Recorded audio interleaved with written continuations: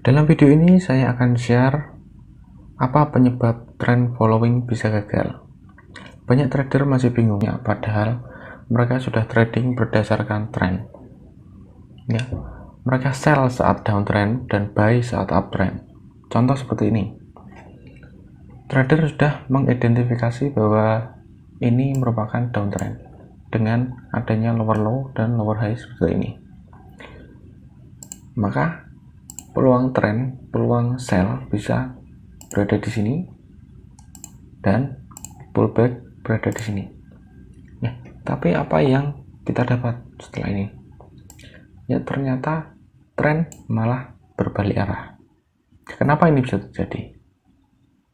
Ya, setelah menonton video ini, teman-teman akan paham dan tahu kenapa ini bisa terjadi. Jadi, tonton terus videonya.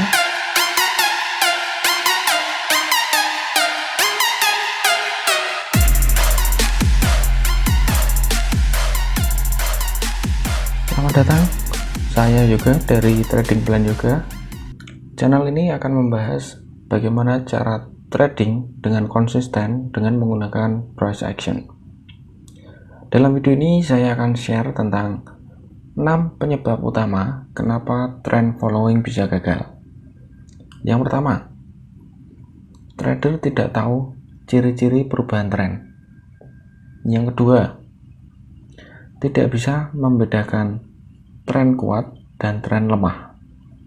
Dan yang ketiga, tidak melihat ke time frame yang lebih besar. Selanjutnya, trader biasanya menempatkan stop loss terlalu dekat, lalu memaksakan trading menggunakan trend following padahal trennya belum jelas atau mungkin belum ada tren malahan.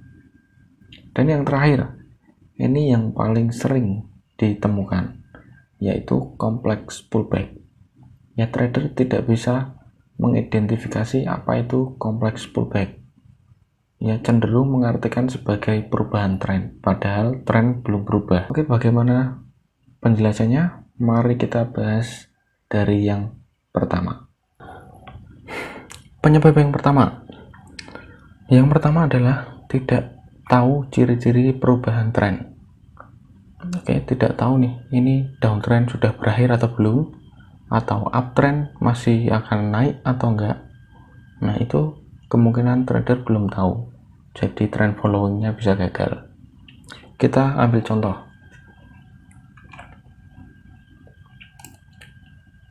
Ini merupakan pergerakan dasar dari uptrend. Uptrend terbentuk semakin ada higher high dan higher low, maka trend tetap dikatakan valid. Nah, ketika harga break dari sini, ya, ketika harga break dari support sebelumnya, ya, maka ini tren sudah tidak dikatakan uptrend lagi, atau dengan kata lain uptrend sudah tidak valid. Jadi kalau sudah ada kayak gini, jangan lagi trend following untuk uptrend. Oke, kalau downtrend misal seperti ini merupakan downtrend ya teman-teman.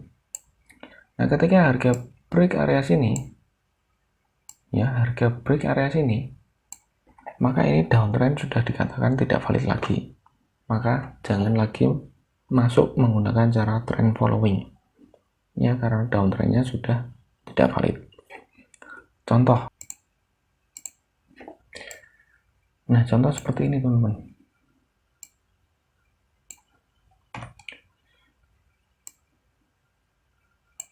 Ini merupakan contoh dari uptrend ya, karena ini terbentuk semakin tinggi, higher high dan higher low.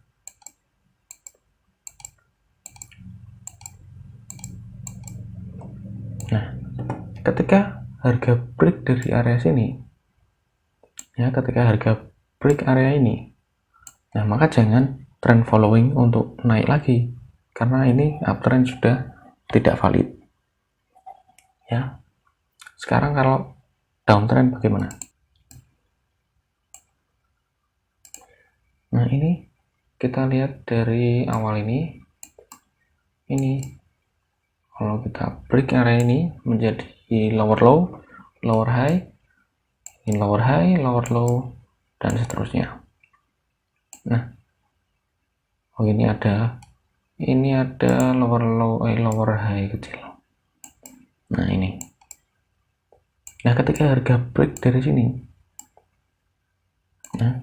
ketika harga break dari area resisten di chart ini, maka ini downtrend sudah dikatakan tidak valid lagi. Maka jangan lagi trading menggunakan trend following untuk sell. Itu merupakan penyebab yang pertama. Penyebab yang kedua adalah trader tidak tahu apa itu perbedaan tren yang kuat dan tren yang lemah. Ya, bagaimana mengidentifikasi tren yang semakin melemah? Kita lihat dasarnya dulu, teman-teman. Dasar pembentukan tren kan seperti ini. Ya, kalau uptrend kan seperti ini. Semakin naik, semakin naik. Nah, ciri-ciri tren melemah itu satu, pullback yang terjadi itu cukup dalam seperti ini. Nah, ini pullback yang cukup dalam. Kalau begini berarti pullback yang pendek. Kalau ini berarti pullback semakin dalam. Itu ciri-ciri pelemahan tren yang pertama. Kemudian pelemahan tren yang kedua. Pelemahan tren selanjutnya adalah rally yang terjadi. Rally yang terjadi tidak mampu menyentuh area high ini. Ya, rally-nya hanya sampai mungkin di sini aja. Nah, sebagai konfirmasi, yaitu pelemahan yang ketiga, itu sama seperti penyebab yang pertama, yaitu kita atau harga berhasil break dari area support. Ya, area support di sini berhasil di break, maka uptrend sudah tidak valid lagi. Nah, jadi ini pelemahan yang pertama, ini pelemahan yang kedua, dan ini konfirmasi. Oke, kalau downtrend bagaimana? Kalau downtrend sama. Ini pullback standar, rally lagi. Ini pullback yang pendek, rally lagi. Nah, ini pullback yang dalam. Ya, ini ciri-ciri pertama, melemahnya tren. Lalu rally tidak sampai dengan low yang ini. Rally hanya sampai di sini misalnya. Nah, lalu konfirmasi ketika harga break dari area sini. Nah, ketika harga break, maka downtrend sudah tidak valid lagi. Seperti penyebab yang pertama tadi. Jadi kalau misalnya tren sudah melemah dengan pullback yang cukup dalam, jadi teman-teman lebih baik masuk dengan cara konservatif.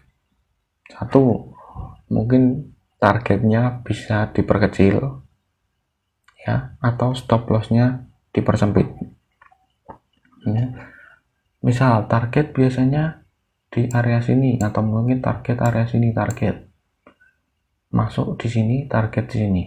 Nah, berhubung ini pullback yang cukup dalam, nah teman-teman bisa rubah target profitnya, mungkin bisa sampai sini aja. Ya, target profit mungkin hanya sampai sini, kan kita kena, kita masih bisa untung daripada kita ambil target profit yang besar atau bahkan sampai yang sini padahal trennya sudah melemah. Nah, itu merupakan salah satu cara ya mengantisipasi tren melemah. Nah, sekarang yang nomor 3. Nah, sekarang kita ke penyebab yang nomor 3, yaitu tidak melihat ke time frame yang lebih besar, bisa ke daily atau ke weekly. Tujuannya apa? Tujuannya untuk mengetahui di mana area support dan resistance yang kuat. Ya, support dan resistance di daily itu bisa berguna untuk sebagai tujuan utama dari tren di H1 atau H4. contohnya. Nah, ini merupakan contoh area support dari daily ya teman-teman. Bisa dilihat di daily ini ada support di daerah sini ya. Kita kasih merah aja atau hijau ya. Nah, ini area support ya, ini area support dari daily ya. Misalnya harga masih seperti ini, area support berada di sini ya. Ketika dia rally ini, maka tujuan utamanya bisa kita sampai di sini ya. Kita contoh seperti ini. Nah, ini ketika harga sudah mencapai area supportnya ini, maka kemudian harga berbalik arah menjadi tren naik. Contoh,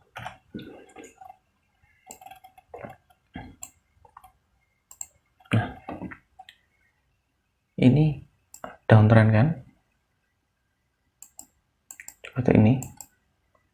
Nah, ketika sudah menyentuh area support ini dan tertahan ya, menyentuh area support dan tertahan, nah kemungkinan besar harga akan berbalik arah seperti ini.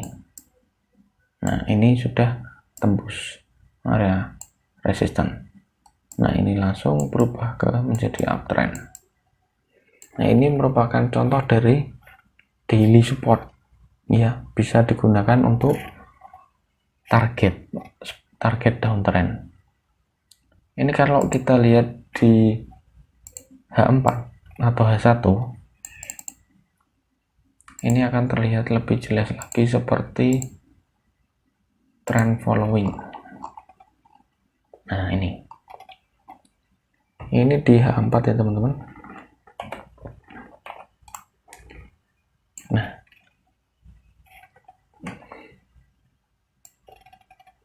ini H4.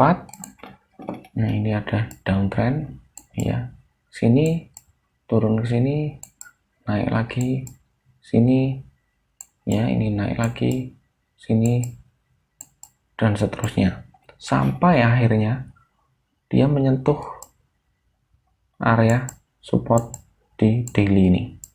Ini hijau ini kan area support daily tadi.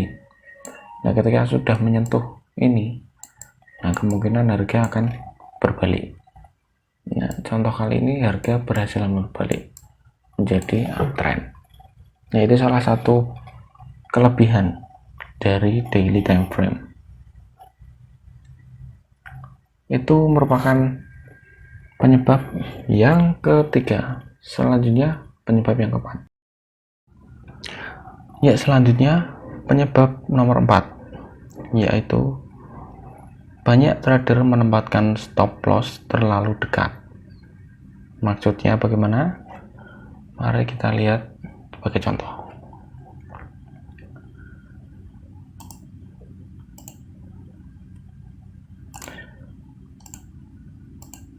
Kita kembali ke pembentukan tren dasar ya teman-teman.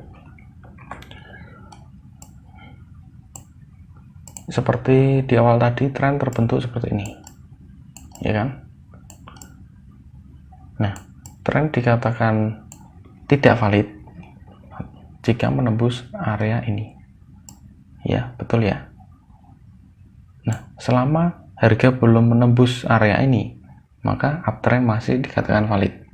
Nah, kebanyakan trader mereka menempatkan stop loss seperti ini. Ketika harga pullback lalu ada sinyal naik, misalnya pin bar atau engulfing, morning star atau double bottom misalnya begini, nah mereka lalu buy area sini, lalu stop loss area sini. Nah, jika stop loss ditempatkan area sini, ini masih termasuk dalam area pullback ya teman-teman.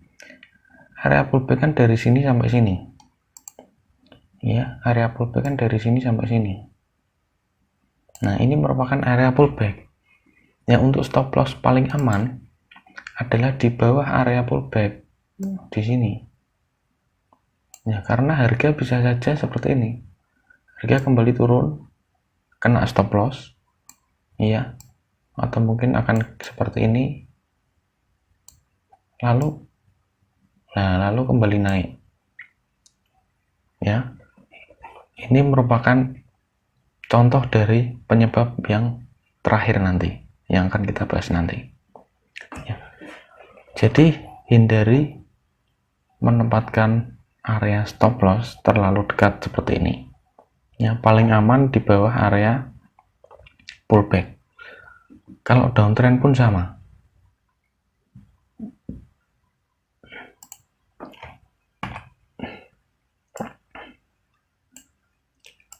Downtrend misalnya seperti ini.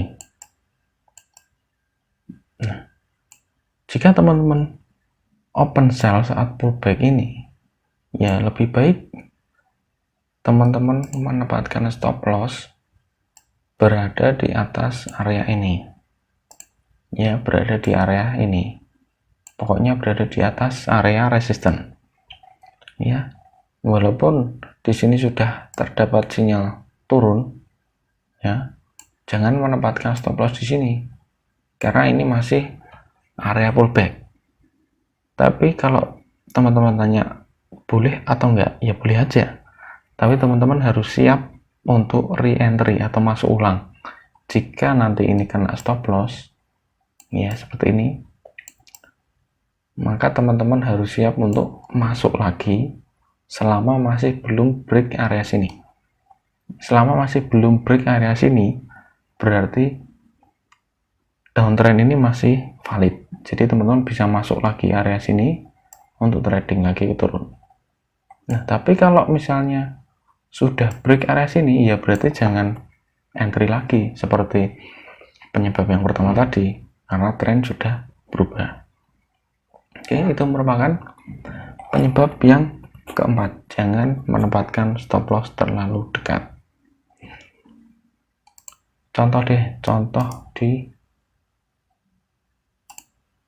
Contoh sini misalnya. Nah, ini.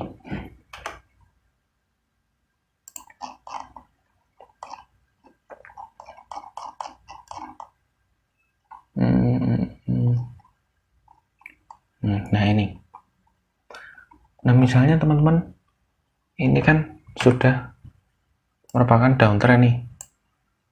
Ya. Ini sudah downtrend. Oke. Nah, teman-teman open saat ini. Nah, ini kan sudah ada lower low, lower close ya, candle bearish. Nah, teman-teman open di sini. Kalau teman-teman open di sini, sebaiknya stop loss berada di atas ini.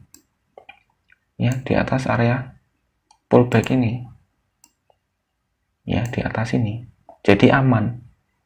Walaupun teman-teman open di sini. Ya, kalau teman-teman open di sini, stop loss di sini, ya di atas ini, ya ini kena stop loss. Ya, kalau stop loss berada di atas area sell ini, kotak ini, teman-teman aman. Ya, teman-teman masih bisa lanjutkan turun ini, walaupun ini sempat minus ya, sempat floating minus, tapi belum sempat terkena stop loss, dan ini akhirnya turun lagi.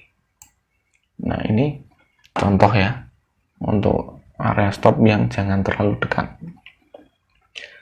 Selanjutnya, penyebab nomor 5. Selanjutnya, sebab nomor 5 yaitu banyak trader yang memaksakan untuk trading, ya, memaksakan untuk trend following padahal belum terjadi tren yang pasti. Contohnya gimana? Contohnya misalnya ini, teman-teman. Ini merupakan area sideways, teman-teman. Ya, kenapa saya bilang sideways? Karena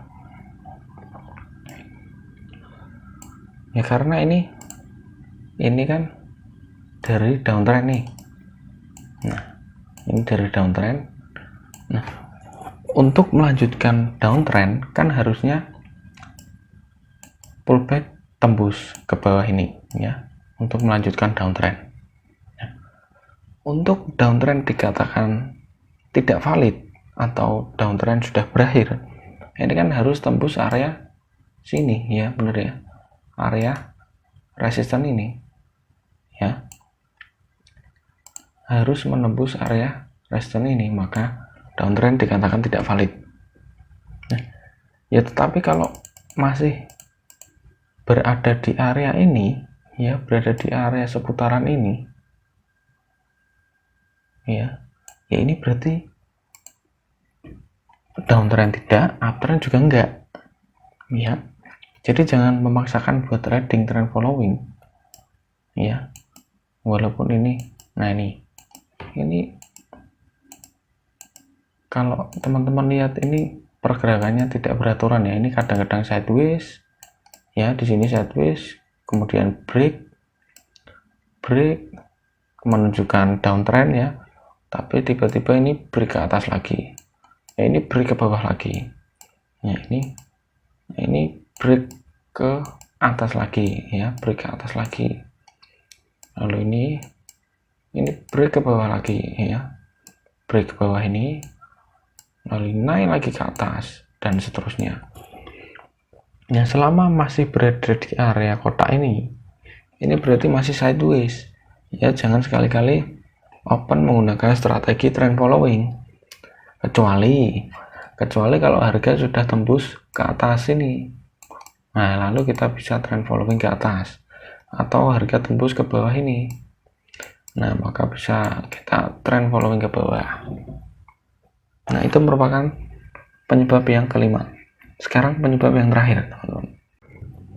Yes, teman-teman, sebelum masuk ke penyebab yang terakhir, penyebab yang keenam, jika teman-teman suka dengan konten ini silahkan tekan tombol like, dan jika teman-teman ingin video trading yang seperti ini selanjutnya, silahkan tekan tombol subscribe dan bunyikan lonceng di sampingnya.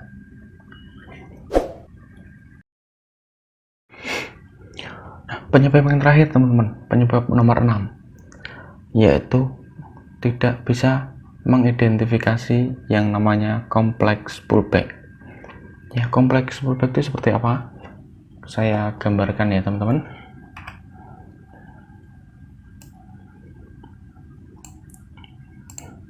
Pada saat uptrend kan terjadi seperti ini pullback ya, ini pullback, lalu ini rally, ini pullback, ini rally. Nah kadang-kadang pullback ini teman-teman ya, pullback ini atau pullback ini tidak hanya cuma satu garis ya, bisa berupa garis, dua garis atau lebih. Misalnya seperti ini impulse ya, rally, nah ini pullback, nah pullback bisa seperti ini teman-teman. Nah ini namanya kompleks pullback ya. Pokoknya selama belum tembus area support ini, maka ini masih termasuk pullback ya. Misalnya seperti ini, lalu ini naik, yes. Nah ini merupakan kompleks pullback ya. Ini sama dengan ini, cuma ini pullback hanya dengan satu garis, kalau ini dengan jumlah garis yang lebih dari satu. Ini namanya kompleks pullback. Kalau downtrend sama. Kalau downtrend sama teman-teman. Ini rally, pullback, ini rally, pullback, ini rally ya. Pullback ini juga sama. Tidak hanya satu kali saja garisnya, bisa seperti ini rally, pullback ya, pullbacknya seperti ini. Selama belum tembus area sini berarti pullback masih valid ya, ini masih termasuk pullback. Nah ini merupakan ini sama Ini pullback satu garis, ini pullback lebih dari satu garis atau yang disebut kompleks pullback. Ya, kita langsung ke contoh aja teman-teman.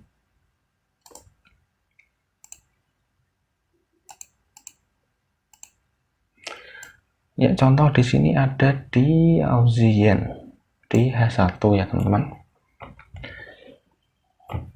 Ini teman-teman bisa lihat.